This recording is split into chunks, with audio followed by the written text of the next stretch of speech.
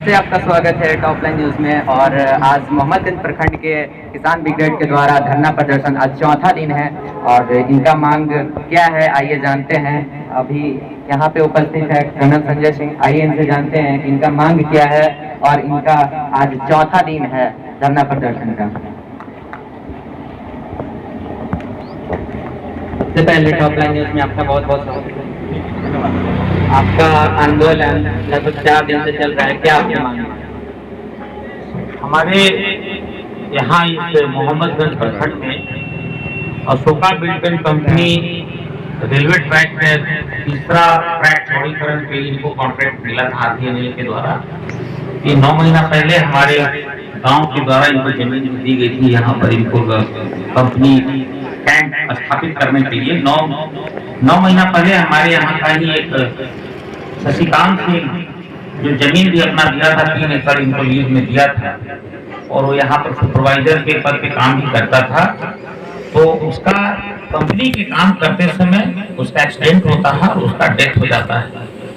और जो कंपनी का जो एम्प्लॉय कंपनसेशन एक्ट भारत सरकार का है, उस एम्प्लॉय कंपनसेशन एक्ट के तहत में इन्होंने अभी तक कोई मुआवजा उसको नहीं दिया। उसके परिजन ने पिछले 9 महीना से दौड़ते रहे और उसको कोई मुआवजा नहीं दिया इन्होंने। दूसरा, ये यहाँ पे जो एक कॉर्पोरेट सोशल रिस्पॉन्सिबिलिटी का फंड होता है, वो फंड के तहत इनको आसपास के ग्रामीणों में इनके पर्यावरण का जो ये दूषित कर रहे हैं उसको कंपनसेट करने के लिए कॉर्पोरेट सोशल रिस्पॉन्सिबिलिटी की व्यवस्था भारत सरकार ने की है और उसके तहत ये क्वालिफाई करते हैं। उसके तहत भी हमारा कोई जन या लोक कल्याणकारी कार्य इन्होंने कोई खर्च नहीं किया। जैसे देखते हो रोड तोड़ दिया इन लोगों ने हैवी व्हीकल चला करके, तो वो भी हमारी मांग है कि कॉर्पोरेट सोशल रिस्पॉन्सिबिलिटी फंड के तहत में हमारे रोड का रिपेयर करें। और ये जो धीरे धूल कण वगैरह उठ रहे हैं जिसके चलते हमारे फसल बर्बाद हो रहे हैं, हमारे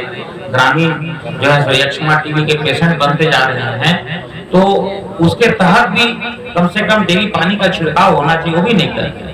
में हम लोग की मांग ये है कि अभी तो इनका जो अवैध भंडारण ये किए थे, हमारे प्राकृतिक संसाधन का दोहन करके, हमारा पत्थर इलीगल माइनिंग करके, इलीगल सैंड का जो है सो एक्सकेवेशन करके इन लोग जो भंडारण करके रखे थे वो भी अवैध था। कल आए थे डिस्ट्रिक्ट माइनिंग ऑफिसर, उन्होंने मुझे सूचना दिया कि इनके विरुद्ध में FIR दर्ज कर दिया गया है वहाँ पर अवैध भंडारण करने के। एक वो भी हम लोग का मांग था, तो एक मांग तो सरकार पहल कर दी है।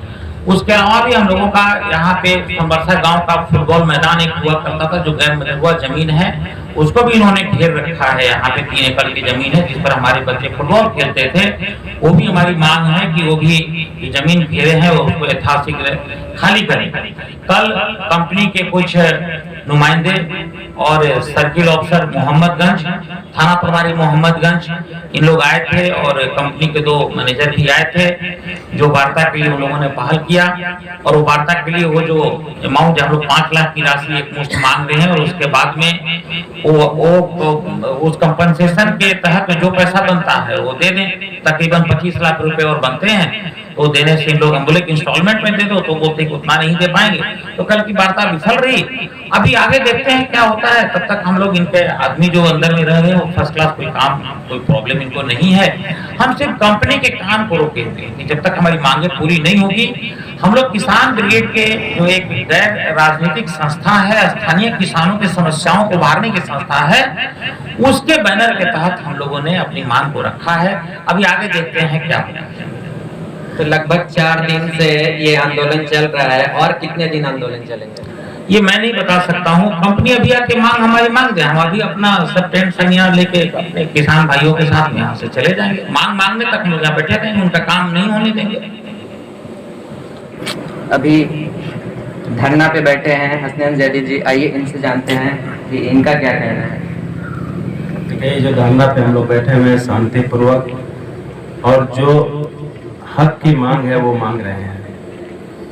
जिसको कंपनी को चाहिए कि जितना जल्द से जल्द हो इस मांग को पूरा करें, ताकि हम लोग शांतिपूर्वक यहाँ पे धरना पे बैठे हुए हैं और तब तक बैठे रहेंगे जब तक वो जो है मांग को पूरी ना करे।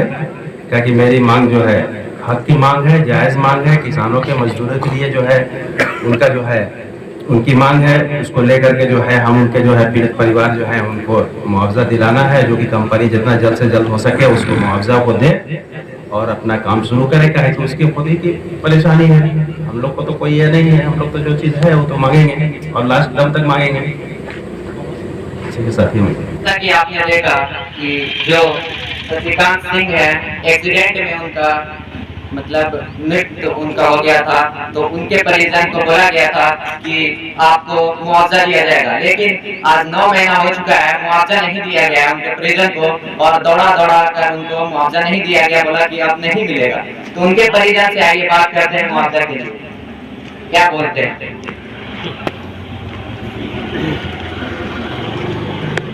अच्छा ठीक, अभी बोल बैठ कर और पीछे से दोनों को कवर होना चाहिए। तो मृतक के परिजन यहाँ पे हैं, उनके पिताजी, आइए उनसे जानते हैं। तो क्या आपकी मांग है? हमारा मांग जैसे कि उनको बॉडी जब यहाँ आया तो हम कहे कि गेट को बंद कर दीजिए, लेकिन जो भी उनका सदस्य था कंपनी की वो लोग बंद नहीं किए। मैं क्या होगा बाद में होगा, सब देगा कंपनी। तो आसरा देखते देखते तब फिर कहा कि लास्ट अक्टूबर तक देंगे, अक्टूबर में नहीं दिया। तब दिसंबर में हम यहाँ पर पता करके जीएम के पास आए, तो हम उसका चेंबर में हिले, तब पूछे कि आप ही जीएम है।